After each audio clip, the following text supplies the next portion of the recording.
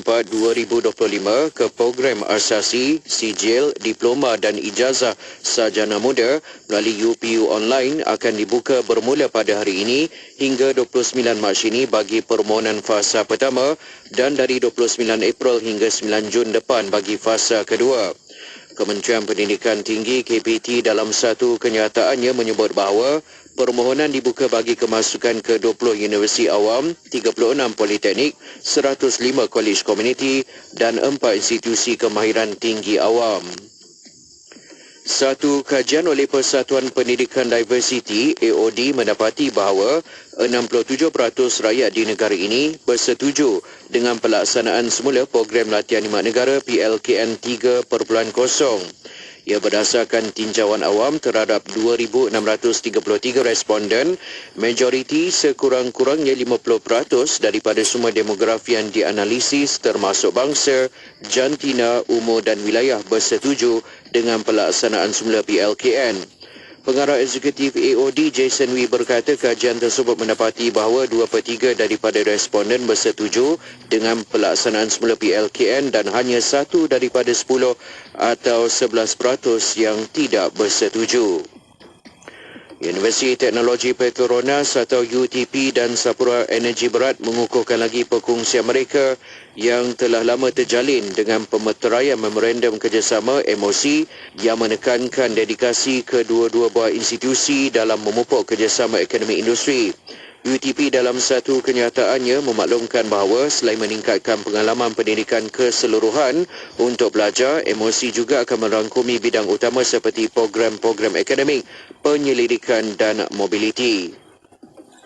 Kempen Derma Darah Pra Ramadan selama 3 hari akan diadakan di Imago Shopping Mall di Kota Kinabalu, Sabah mulai esok.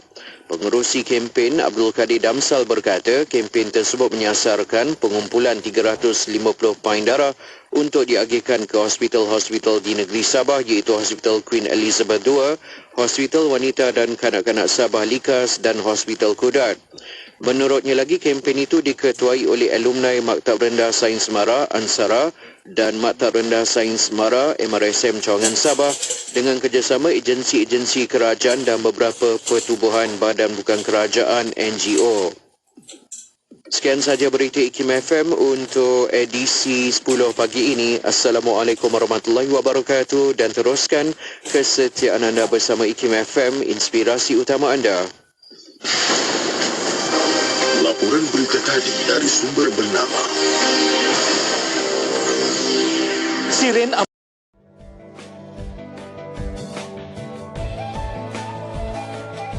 pahala, rugi. Dan di sana ada orang yang beruntung walaupun dia tidur di atas katilnya, walaupun dia menunggang kuda ataupun menaiki kenderaan, dia bekerja di pejabat, bukan dia datang ke masjid, tetapi mereka ini mendapat pahala di sisi Allah. Contohnya kita datang bekerja setiap hari, daripada hari Isnin sampai hari Sabtu. Kalau DJ ni hari Ahad pun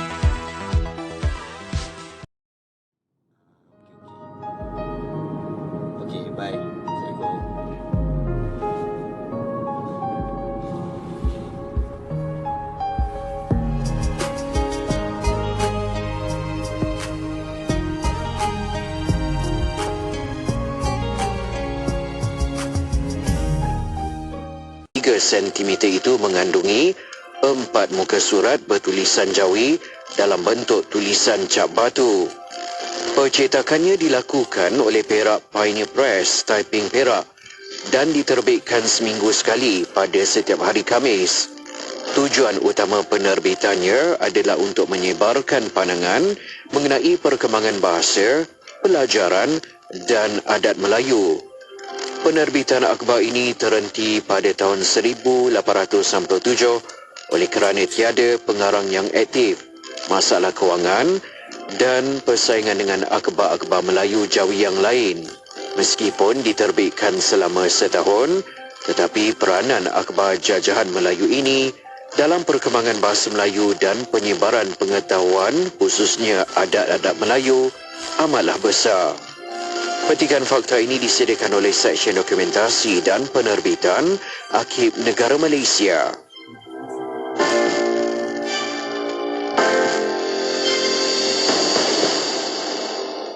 Allahumma inna naj'aluka fi nuhuri a'daina wa na'udhu bika min shururihim. Allahumma baddid shamlahum wa farriq jam'ahum wa shaddid kalimatahum wa zalzil aqdamahum wa sallit alayhim kalban min kilabik ya qahhar ya jabbar ya muntaqim ya Allah ya Allah ya Allah. Allahumma ya munzil al-kitab ya mujri as-sahab ya hazim al-ahzab ihzimhum ihzimhum ihzimhum wansurna alayhim.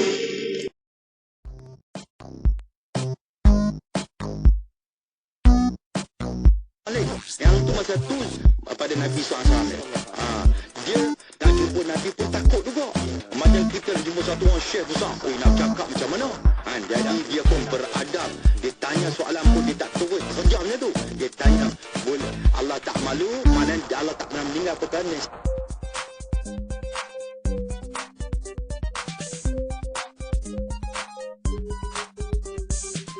Dia tak boleh laksana. Sebab itu bercanggah dengan perlembagaan yang sedia. Bolehkah nak buat? Saya kata, boleh. Boleh. Dengan kita pindah perlembagaan ini. Masukkan di bawah.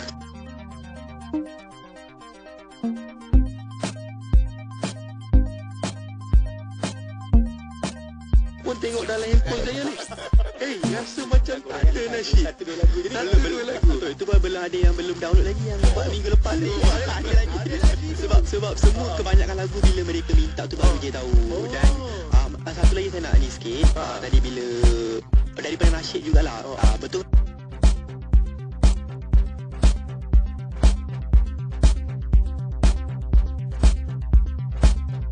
Disebut semayang fardu. Semayang fardu ni bukan hanya semayang 5 waktu. Semayang fardu ni ada 3. Pertama, semayang 5 waktu. Yang kedua, sembahyang nazar yang dinazarkan. Yang ketiga adalah semayang.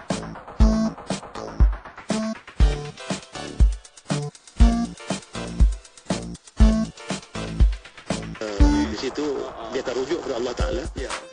InsyaAllah. Apapun yang datang pada dia tu, dia akan jadikan sebagai amanah untuk dia tadbir dengan cara yang baik, yang akhirnya nanti akan membawa kepada kejayaan. Betul. Itu yang penting. Jadi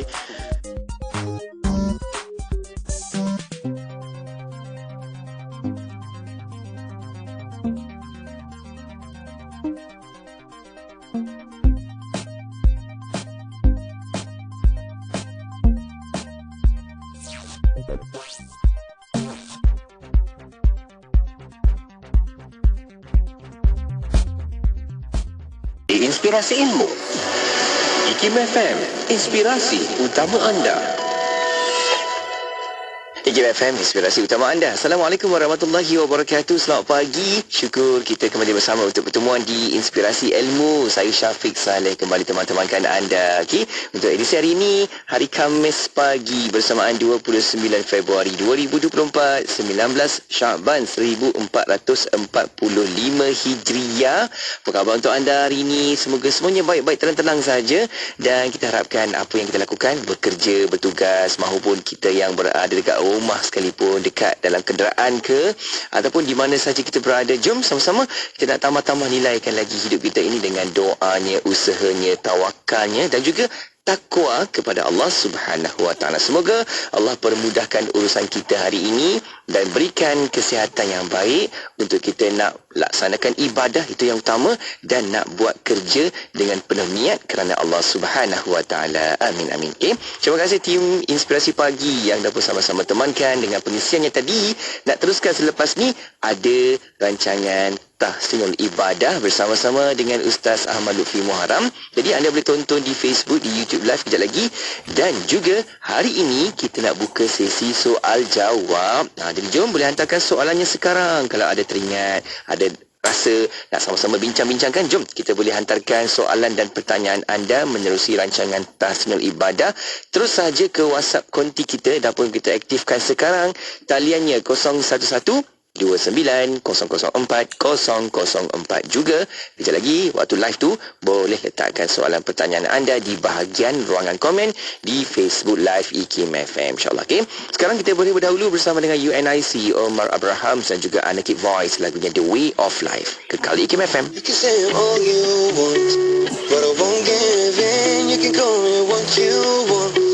I will never let go of my faith. In the face of all the struggles, in the face of all the hate, I will show you truth of what you misrepresent. Propageons-la paix sur cette terre.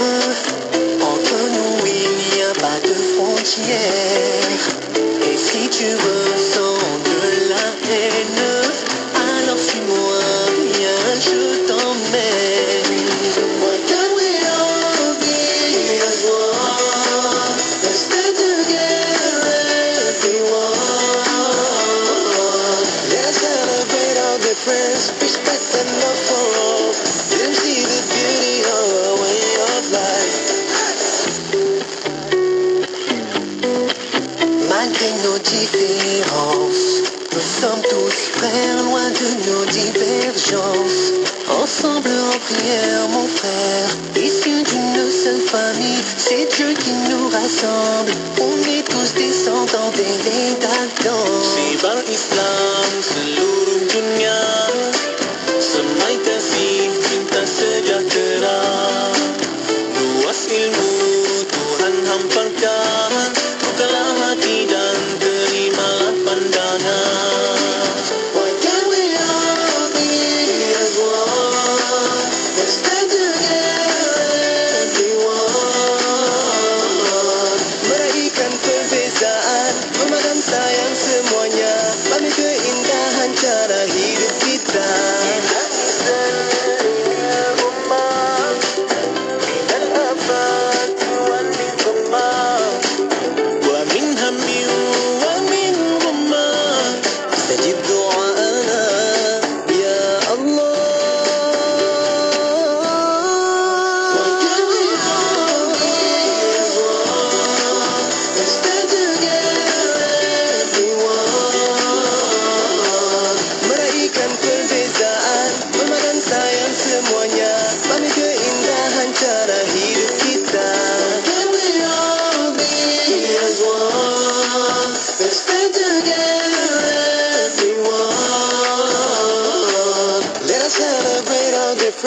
Respect and love for all. Let them see the beauty of our way of life. Institut Kefahaman Islam Malaysia mempelawa warga negara Malaysia untuk mengisi kekosongan sebagai jurutera J41. Jawatan adalah bertaraf tetap, tempoh percubaan 1 tahun hingga maksimum 3 tahun. Calon-calon hendaklah warga negara Malaysia dan berumur tidak kurang daripada 25 tahun pada tarikh tutup iklan jawatan, memiliki ijazah sarjana muda kejuruteraan awam yang diiktiraf oleh IKIM daripada institusi pengajian tinggi tempatan atau kelayakan yang setaraf dengannya. Antara bidang tugas ialah bertaraf bertanggungjawab merancang, melaksana dan memantau penyelenggaraan bangunan-bangunan IKIM serta terlibat dalam pengurusan operasi, fasiliti dan prasarana di IKIM, serta bertanggungjawab dalam merancang, melaksana dan memantau pengurusan projek termasuk projek-projek pembangunan hartanah IKIM di Kuala Lumpur, Kuantan dan Sabah. Hantarkan permohonan anda kepada Unit Modal Insan sebelum atau pada 13 Mac 2024. Nak dengar rancangan santapan jiwa untuk kehidupan? Semuanya ada di IKIM FM. Inspirasi utama anda. Bismillahilladzi la yadurru ma'asmihi syai'un fil ardi wala fis samai wa huwas sami'ul alim. Bismillahilladzi la yadurru ma'asmihi syai'un fil ardi wala fis samai wa huwas sami'ul alim. Bismillahilladzi la yadurru ma'asmihi syai'un fil ardi wala fis samai wa huwas sami'ul alim. Bismillahilladzi la yadurru ma'asmihi syai'un fil ardi wala fis samai wa huwas sami'ul alim. Bismillahilladzi la yadurru ma'asmihi syai'un fil ardi wala fis samai wa huwas sami'ul alim. Bismillahilladzi la yadurru ma'asmihi syai'un fil ardi wala fis samai wa huwas sami'ul alim. Bismillahilladzi la yadurru ma'asmihi syai'un fil ardi wala fis samai wa huwas sami'ul alim. Penyampai berkaliber. Sejak hari Isnin Kepada anda, saya Syafiq dan juga Pengisian bermutu. Inspirasi utama anda. Semuanya di IKIM FM. Bismillahirrahmanirrahim. Assalamualaikum warahmatullahi wabarakatuh. Syukur Alhamdulillah kita masih lagi sama-sama untuk dalam pertemuan Inspirasi Ilmu. Saya Syafiq Saleh. Kita nak teruskan untuk bawa bual bicara di rancangan pagi Khamis ini. Ada rancangan Tahsinul Ibadah. Jom tonton sekarang di Facebook Live, di YouTube Live IKIM FM sebab kita ada secara langsung dekat situ. Kita sama-sama boleh like, komen, share. Dan hari ini kita nak bawakan sesi soal jawab. Jadi kita nak buka ruang peluang kepada anda untuk hantarkan soalan pertanyaan menerusi ke talian WhatsApp konti 0112900404. Juga dalam platform live media sosial itu kita juga buka ruang kepada anda untuk letakkan soalan pertanyaan di bahagian ruangan komen. Kejap lagi kita akan sama-sama bawakan sesi bincang-bincang kita. Okay? Dan menerusi perkongsian rancangan Tahsinul Ibadah, seperti biasa kita nak sama-sama dengarkan perkongsian ini dengan tetamu kita yang dah pun berada dekat konti nak mengalu-alukan kehadiran Al-Fadhil Ustaz Ahmad Lutfi Muharram. Assalamualaikum Ustaz. Waalaikumsalam warahmatullahi wabarakatuh. Masya-Allah. Apa khabar Ustaz? Alhamdulillah bi khair. Syukur Ustaz sampai kan Ustaz di konti IKIM. Masya-Allah Ustaz, harap semuanya baik-baik perjalanan Ustaz kan. Dan ramai rakan-rakan pendengar pun kata kalau dalam sesi soal jawab ni pasti ada banyak benda nak tanya ni Ustaz, terutamanya berkaitan dengan puasa lah kan, dengan ibadah-ibadah yang bakal kita nak laksanakan. Alhamdulillah bagus sebab kita rasa roh Ramadan tu dah ada dengan kita, syukur. Tapi Ustaz, sebelum kita ada sesi soal jawab ini, boleh tak Ustaz kita nak buka sedikit mukadimah persediaan hati jiwa kita Ustaz untuk mendengarkan tahsinul ibadah pada kali ini. Silakan Ustaz. Assalamualaikum warahmatullahi wabarakatuh. Bismillah wassalatu wassalam ala rasulillah wa ala alihi wa sahbihi wa man walah, amma ba'du. Terima kasih kepada DJ Syafiq, penerbit rancangan Tahsinul Ibadah.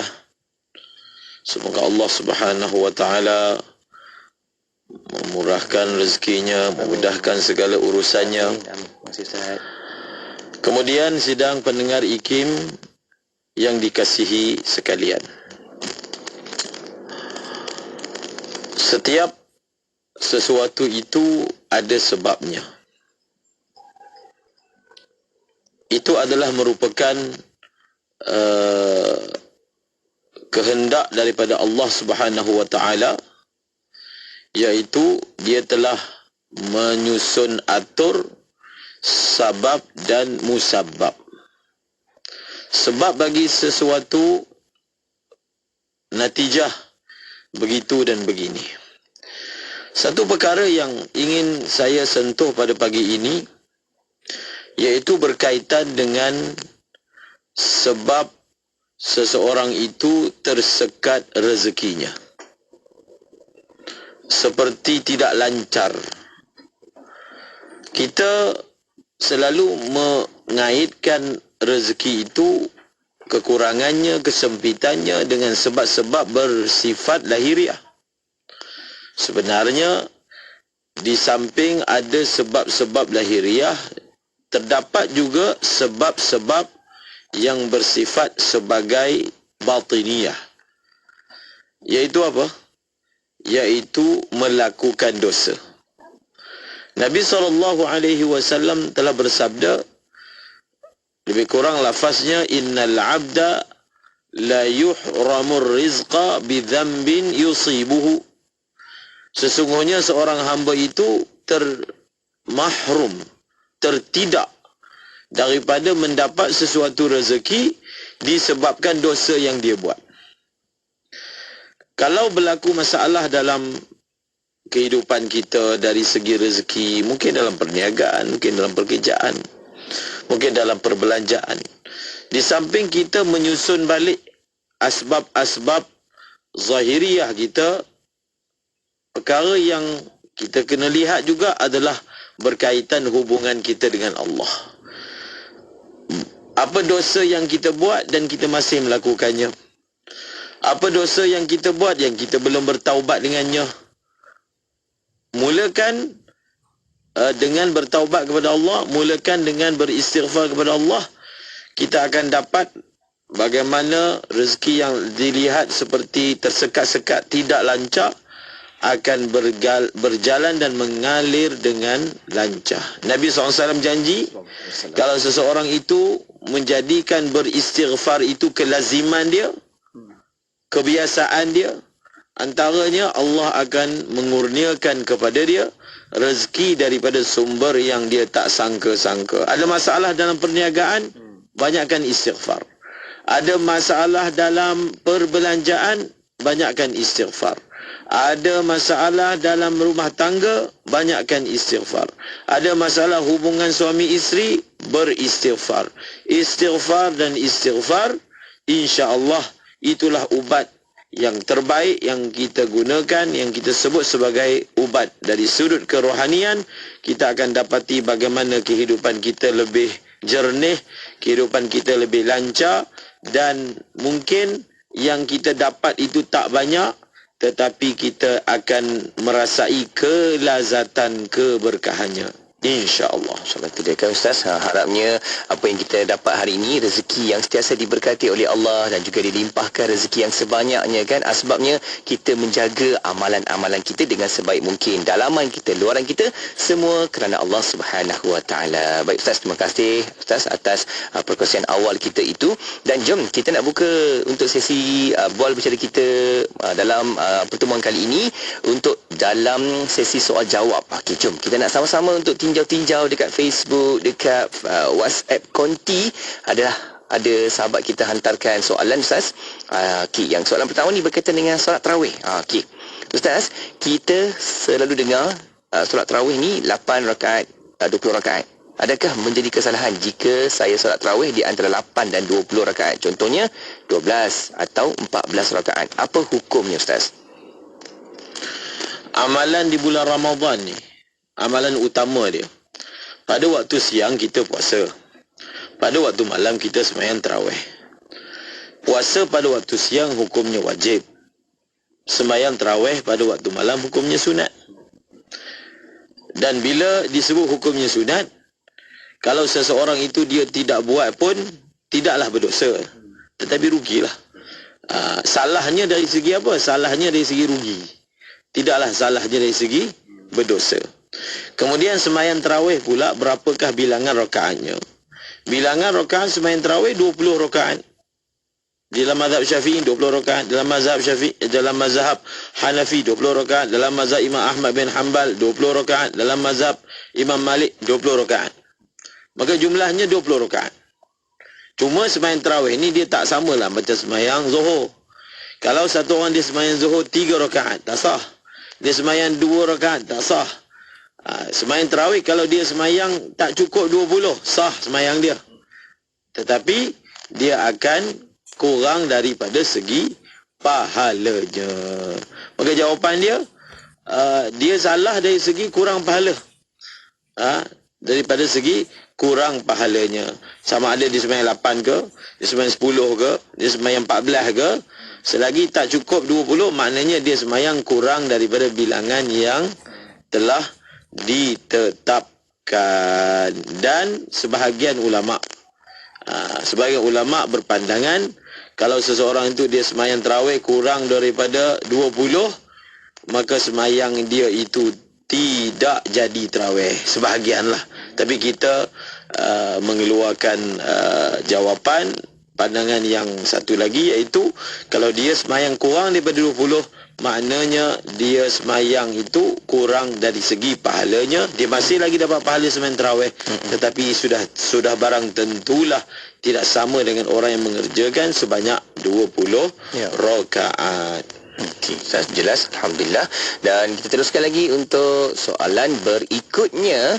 Ustaz, bolehkah makmum membaca wirid sendiri semasa imam membaca wirid selepas solat? Ustaz, asalnya wirid selepas solat itu dibuat secara bersendirian. Itu asal dia. Dibuat secara bersendirian. Para ulama kita, para sesepuh kita telah mengadakan secara berjemaah, dibuat dengan satu suara, adalah dengan tujuan ta'lim. Apa maksud tujuan ta'lim? Tujuan untuk mengajar, tujuan untuk memberi semangat. Maka kalau seseorang itu dia tak baca berjemaah, tidak beriringan dengan imam, dia membacanya sendiri, dia menghabiskannya sendiri, tidak ada apa-apa masalah, insya-Allah. Amin, amin, insyaAllah. Ustaz, okey Ustaz, soalan yang memang agak famous Ustaz, berkaitan dengan fidyah Ustaz. Ini ada daripada Facebook Live IKIM FM. Ahmad Najib, itu nama beliau, bertanya, Ustaz, berkenaan fidyah, adakah sah kita fidyahkan kepada ibu dan ayah kita serta adik-beradik terdekat, serta apa syarat-syarat sahnya Ustaz? Membayar fidyah untuk orang lain, itu soalan yang ditanya. Adakah boleh ataupun tidak? Jawapannya boleh. Setelah kita tahu yang mereka mempunyai fidyah tertunggak, mempunyai fidyah yang perlu dibayar.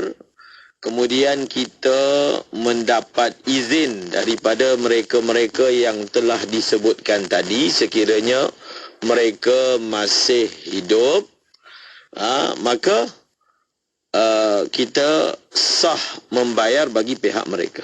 Syarat utama dia apa? Syarat utama dia pertama, kita memang pasti mereka ada fidyah yang tertunggak. Yang kedua, mendapat keizinan daripada mereka. Ini sekiranya mereka masih hidup. Sekiranya mereka mempunyai fidyah tertunggak dan mereka telah pun meninggal dunia, kita boleh membayarkan untuk mereka tanpa perlu ada wasiat, tanpa perlu ada keizinan daripada mereka semasa mereka masih hidup. Tak perlu izin. Semasa mereka masih hidup, tak pernah sebut pun nak suruh kita bayarkan fidyah itu, masih tetap kita boleh membayarnya. Okey, Ustaz. Baik, seterusnya ada soalan berkaitan dengan puasa di bulan Syaban, Ustaz. Ustaz, mohon pencerahan tentang puasa sunat selepas 15 Syaban. Sejauh mana boleh diamalkan? Selepas 15 Syaban, tidak boleh mengerjakan apa-apa puasa sunat, kecuali pertama, puasa-puasa sunat yang dia sudah beradat dengannya. Misalnya dia adalah orang yang beradat berpuasa Isnin Khamis. Misalnya hari ini hari Khamis, dia memang beradat puasa Isnin Khamis, maka dia boleh berpuasa pada hari ini. Ataupun orang yang mana pada 15 Syaban dia puasa sunat, maka dia boleh teruskan puasa sunat itu pada 16 Syaban, pada 17 Syaban, pada 18 Syaban dan seterusnya. Dengan syarat dia tidak memisahkan pada hari-hari tertentu. Apa maksud memisahkan? Iaitu dia tidak berpuasa. Contohnya dia puasa 15, 16, 17, 18, 19, 20 dia tak puasa. Bila 20 dia tak puasa, maka 21 dia dah tak boleh puasa. 21 ke atas dia sudah tidak boleh berpuasa. Itu dua keadaan yang boleh berpuasa sunat selepas daripada 15 Syaban. Okey, Ustaz, jelas. Kita nak ke soalan berikutnya, juga berkaitan dengan puasa, dari Muhammad Faizal. Okey, bertanya, Ustaz, apakah amalan yang terbaik dilakukan bagi yang tak dapat berpuasa pada Ramadan tahun ini atas nasihat doktor? Adakah doktor bukan Islam boleh menentukan kita boleh berpuasa atau tidak boleh? Kerana doktor yang merawat saya ni, doktor peribadi ni adalah doktor bukan Islam. Ustaz, bagaimana? Yang akan menentukan seseorang itu tidak boleh berpuasa kerana penyakit tertentu adalah orang yang berkeahlian. Orang yang berkeahlian. Orang yang berkeahlian dalam bab penyakit ni siapa? Doktor. Doktor yang berkeahlian. Cuma dalam mazhab Imam Syafi'i, tabib yang seseorang itu rujuk dalam perkara meninggalkan ibadah itu disebut sebagai tabibun thiqah, seorang tabib yang thiqah. Syarat utama dalam tabib yang thiqah itu adalah beragama Islam. Maka dalam bab ini tidak cukup hanya sebagai orang yang berkeahlian, tetapi dia adalah merupakan orang yang beragama Islam. Maka pesakit boleh double rujuk kepada doktor yang beragama Islam untuk mengesahkan bahawasanya jenis penyakit dia itu adalah tidak boleh ditanggung bersama dengan berpuasa. Maksudnya kalau sakit ni tak boleh puasa, bakal memudaratkan dengan mudarat yang tertentu. Dan kenapa kita perlukan doktor yang beragama Islam? Supaya dia tahu apakah definisi sakit yang membenarkan untuk tidak berpuasa. Sakit ni terkadang dia bersifat subjektif. Betul. Maka sakit yang tertentu yang membenarkan seseorang itu untuk tidak berpuasa. sakit yang disebut sebagai mengharuskan tayamum, sakit yang kalau dia berpuasa akan menjadi mati, kalau dia berpuasa akan berlaku kegagalan anggota, kalau dia berpuasa akan melambatkan sembuh, kalau dia berpuasa akan menambah sakit, ataupun kalau dia berpuasa dia akan menanggung suatu keperitan yang tidak tertahan. Itu semua adalah jenis-jenis sakit yang dengannya dia boleh tidak berpuasa. So pengesahan itu perlu diketahui oleh doktor yang akan mengusulkan kepada dia supaya tidak berpuasa. Ustaz, jelas. Alhamdulillah. Ustaz, nak teruskan lagi untuk tentang hadis berkaitan puasa 3 bulan berturut-turut. Ada soalan dari Izwan Sulaiman bertanya, Ustaz, apakah taraf hadis berkenaan puasa 3 bulan berturut-turut, iaitu bulan Rajab, Syaban, Ramadan, Ustaz? Mereka yang berpuasa 3 bulan berturut-turut bukan kerana bersandar kepada hadis khusus yang menunjukkan bahawasanya di sana ada puasa 3 bulan. Bukan, tidak ada hadis secara khusus yang menunjukkan Nabi SAW berpuasa 3 bulan berturut-turut. Dalam bab puasa 3 bulan berturut-turut tidak perlu kepada hadis yang khas, memadai hadis umum iaitu galakan untuk berpuasa. Kemudian berkaitan dengan Rajab dan Syaban, kenapa dipilih bulan tersebut? Boleh saja orang berpuasa 3 bulan tapi bulan lain, boleh saja, tak ada masalah. Selagi mana dia tidak berpuasa pada hari-hari yang diharamkan, selagi mana dia tidak berpuasa wisal, selagi mana dia tidak berpuasa dalam masa yang sama dia memudaratkan hak orang yang dia kena tanggung, kalau tidak hukumnya makruh. Kalau tidak berlaku keadaan seperti itu, maka dia boleh berpuasa. Cuma secara spesifiknya dipilih Rajab dan Syaban. Pertama, bulan Rajab ini adalah bulan haram, bulan suci, dan tidak ada puasa yang lebih afdal seseorang itu kerjakan lepas daripada puasa bulan Ramadan, melainkan bulan haram. Maka Rajab adalah salah satu daripadanya. Kemudian bulan Syaban pula dipilih kerana bulan Syaban adalah bulan yang Nabi paling banyak berpuasa. Sehingga Nabi berpuasa dalam bulan Syaban ni ada dalam riwayat yang sehingga Nabi puasa penuh dalam bulan Syaban. Tetapi riwayat yang lebih kuatnya, Nabi telah berpuasa pada bulan Syaban pada kebanyakan harinya. Kenapa berpuasa pada bulan Syaban? Kerana bulan Syaban adalah bulan yang diangkat amal, maka Nabi suka supaya pada bulan Syaban amal itu diangkat dalam keadaan Nabi SAW berpuasa. Itulah sandarannya para ulama kita mengerjakan puasa 3 bulan secara berturut-turut, bukan kerana sandaran yang khusus. Kita tidak perlu untuk mengabsahkannya, bahkan memadai galakan umum, dan ada pintu yang khas untuk orang yang kerap berpuasa yang disebut sebagai Babur Rayyan di syurga kelak, insya-Allah. Amin. Insya-Allah Ustaz. Masya-Allah. Yang jelas Ustaz, apa yang kita bincangkan itu, kita nak berehat seketika dan kembali selepas ni kita akan sama-sama bawakan satu soalan berkaitan dengan Ustaz, bolehkah niat qada solat subuh semasa solat tarawih? Nanti kita bincang selepas ni dalam soalan tersebut. Okey, kita rehat seketika. Untuk anda yang ingin terus tanyakan soalan, boleh terus hantarkan ke talian WhatsApp konti 0112900404. Juga boleh letakkan di bahagian ruangan komen di Facebook, di YouTube Live IKIM FM. Rehat seketika, kembali selepas ini. Bismillahirrahmanirrahim. والتين والزيتون وطور سينين وهذا البلد الأمين لقد خلقنا الإنسان في أحسن تقويم ثم رددناه أسفل سافلين إلا الذين آمنوا وعملوا الصالحات فلهم أجر غير ممنون فما يكذبك بعد بالدين أليس الله بأحكم الحاكمين. Dengan nama Allah yang Maha Pemurah lagi Maha Mengasihani.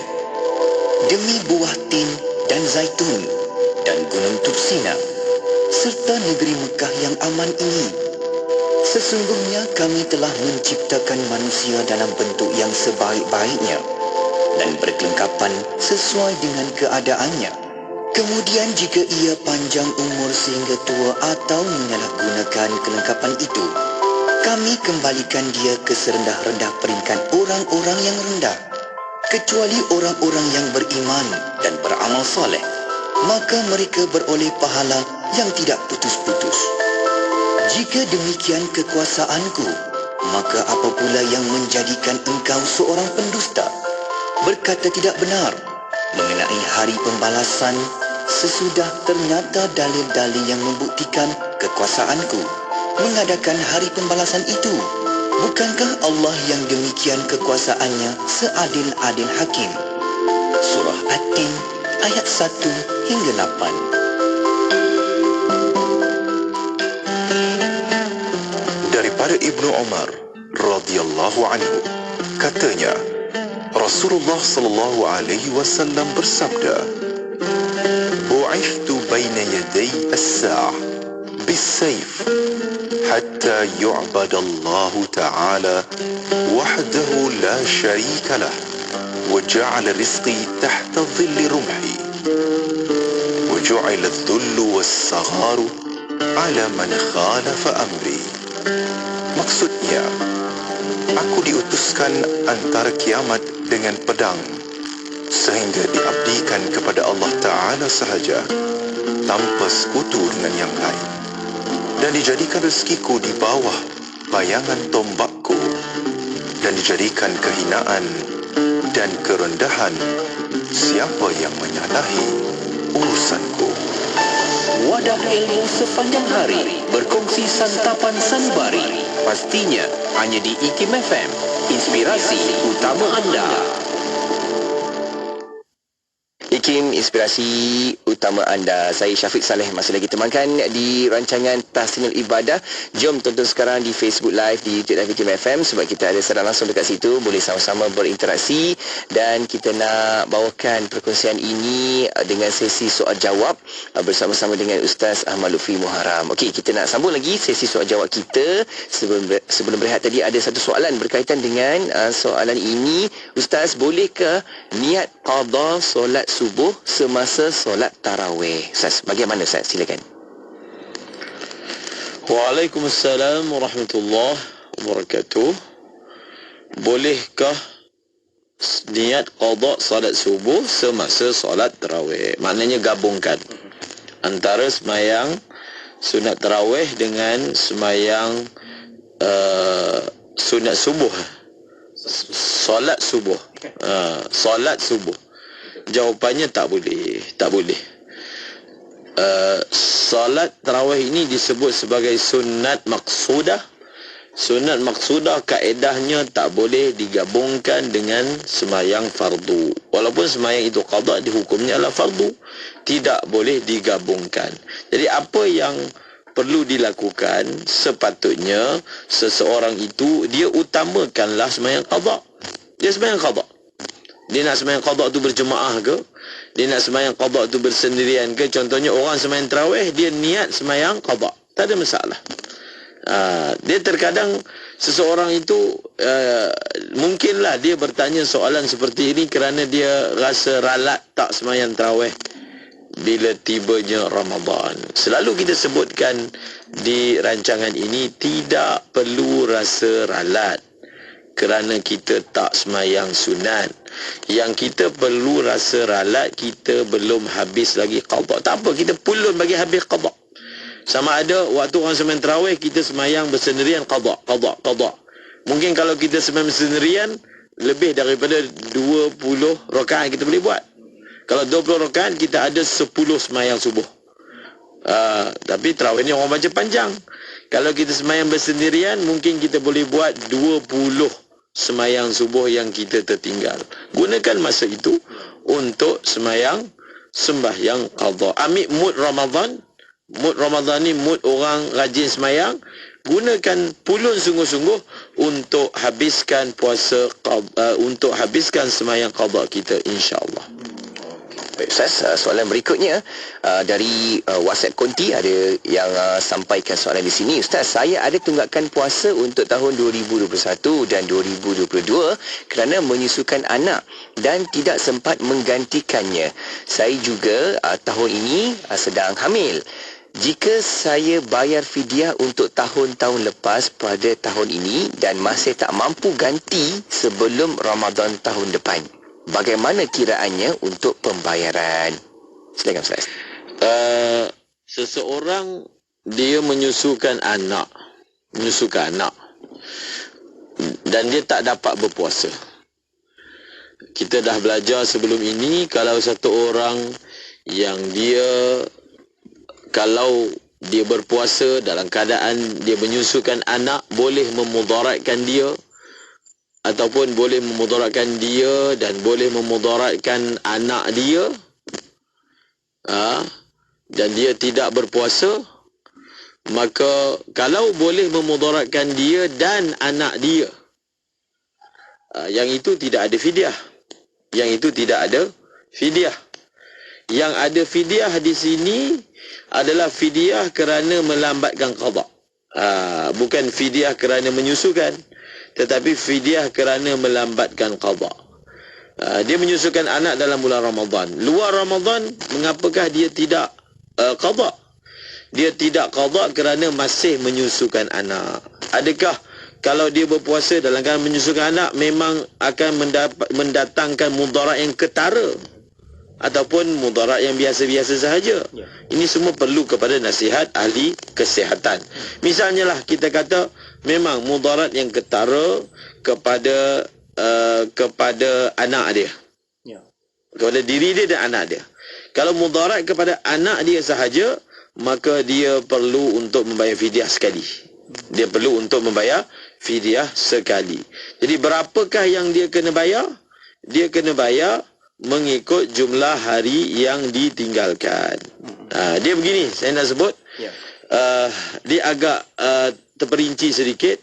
Kalaulah kita ambil andaian dia tidak berpuasa kerana takut mudarat anak sahaja, maka dia perlu membayar fidyah kerana tidak berpuasa kerana menyusukan anak. Kemudian sepatutnya dia qada selepas daripada Ramadan. Dia tak qada. Kenapa dia tak qada? Dalam keadaan dia boleh qada. Misalnya kita kata dia tak boleh qada juga kerana mudarat. So kalau dia memang tak boleh qada, dia tidak perlu membayar fidyah lambat qada. Kerana fidyah lambat qada hanya dikenakan ke atas orang yang mampu qada tapi dia tak qada. Jadi di sini tunggakannya itu hanyalah tunggakan tidak berpuasa kerana menyusukan anak, dan jumlahnya adalah mengikut jumlah hari yang ditinggalkan. So kalau hari yang ditinggalkan itu adalah 30 hari, maka maknanya 30 cupak. 30 cupak dan tidak ada gandaan. Tetapi kalau tiba bulan luar daripada Ramadan, dia mampu qada tapi dia tak qada, masuk Ramadan baru tak qada lagi, masuk Ramadan baru tak qada lagi, maka dia ada dua jenis fidyah. Pertama, fidyah kerana menyusukan. Yang kedua, fidyah kerana lambat qada dalam keadaan mampu. So kalau harinya 30 adalah untuk fidyah tak puasa kerana menyusukan, 30 lagi adalah fidyah kerana lambat qada. Kalau masuk tahun baru belum lagi, akan tambah lagi 30. Jadi jumlahnya akan jadi 30, 30 dan 30, iaitu 90 cupak. Okey, baik Ustaz. Kita nak ke Facebook Live IKIM FM. Ada sahabat kita hantarkan soalan di situ di bahagian ruangan komen. Dari Taufik Yusof, itu nama Facebook beliau. Ustaz, saya pesakit kategori kronik sebab kena makan ubat ikut jadual. Perlu atau tidak saya berpuasa sebab doktor mengatakan saya tidak perlu berpuasa dan puasa saya perlu diganti. Boleh atau tidak? Berikan pencerahan sebab saya nak puasa sebab luaran saya sihat. Dalaman doktor kata tak betul-betul sihat lagi Ustaz. Bagaimana Ustaz? Dalam bab sakit ni tadi kita dah terangkan. sakit yang macam mana, siapakah yang dia patut mendengar nasihat mereka. Tadi kita telah jelaskan. Daripada segi doktornya mesti yang berkeahlian dan mesti yang dipercayai. Kemudian jenis sakit itu pula kalau dia berpuasa akan menghilangkan nyawa, akan berlaku kegagalan anggota, akan menyebabkan lambat sembuh, akan menyebabkan sakit yang amat sangat.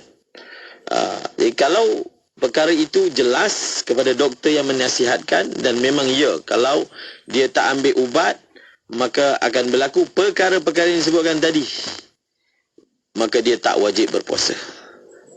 Dia tak wajib berpuasa.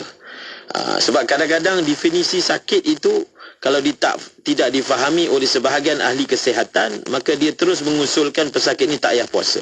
Sedangkan tahap pesakit itu bukan jenis yang dia boleh tak berpuasa. So ilmu ini sebenarnya perlu diketahui oleh doktor yang mengusulkan itu.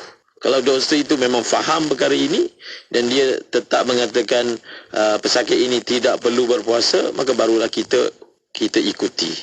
Sebab itu kita mungkin boleh double check dengan ahli kesihatan yang lain untuk kita mendapatkan kepastian. Ustaz, baik. Kita nak ke satu lagi soalan Ustaz berkaitan dengan solat tarawih ni Ustaz. Ustaz, saya nak bertanya, adakah dalil mengenai perempuan atau wanita yang solat tarawih di rumah lebih afdal?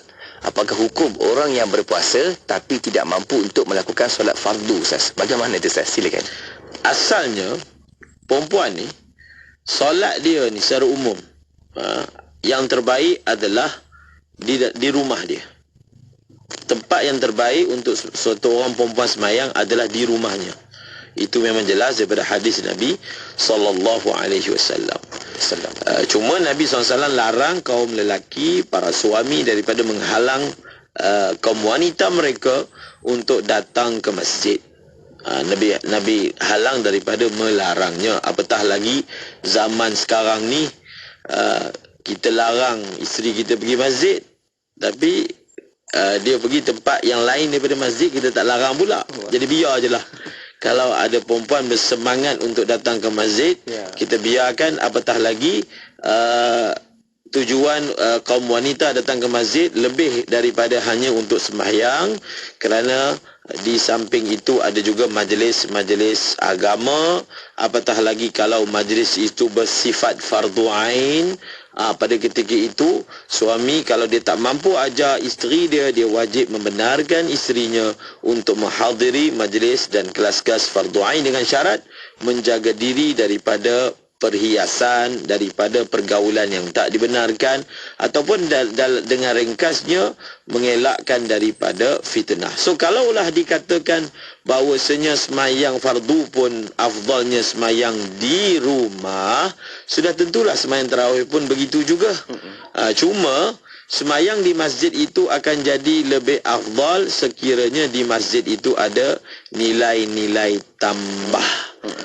Misalnya kalau kat masjid itu bacaannya khatam, ataupun kalau dia semayang kat rumah, memang dia tak semayang. Kalau kat rumah memang dia tak semayang, dia tak jadi 20. Tapi kalau kat masjid jadi 20. Cantik elok kan. Maka di masjid lah pada ketika itu akan jadi lebih afdal. Ataupun di masjid ada tambahan pengajian misalnya, maka di masjid. Tapi dalam keadaan sama je. Suami dia kata tak apa, awak jangan semayang kat masjid, abang jadi imam, semayang 30 juzuk kat rumah. Afdalnya semayang dengan suami dia 30 juzuk semayang di rumah, insya-Allah. Masya-Allah, itu dia Ustaz. Dan yang kedua tadi, soalan berkaitan dengan dia berpuasa tapi dia tak mampu sembahyang. Saya tak faham perkataan tak mampu sembahyang dalam keadaan dia mampu berpuasa. Mungkin maksud yang bertanya, dia berpuasa tapi dia tak sembahyang. Dia tak sembahyang. Jadi puasa adalah satu kefarduan, sembahyang adalah satu kefarduan yang berasingan. Meninggalkan puasa berdosa, meninggalkan sembahyang berdosa. Tidaklah menjadikan satu orang bila dia puasa mengampunkan dosa dia tak sembahyang, tak. Puasa kena puasa, sembahyang kena sembahyang. Macam satu orang lah, kewajipan dia pergi kerja. Dia ada guna tak alasan dia puasa dia tak pergi kerja? Bos kata puasa satu side, Itu satu kewajipan. Kerja satu side yang lain kau kena datang juga. Jadi mungkin sebahagian orang dalam perkara dunia dia faham. So perkara akhirat lebih-lebih lagi. So benda fardu tak ada kompromi. Baik, Ustaz. Baik. Nak teruskan lagi Ustaz, satu soalan berkaitan dengan ziarah kubur Ustaz. Ini dari Roslan Muhammad bertanya Ustaz, apakah amalan yang terbaik untuk si mati apabila kita pergi ziarah kubur setiap hari Jumaat? Saya biasa baca Yasin je Ustaz. Bagaimana Ustaz? Ada hadis dalam kitab Mishkatul Masabih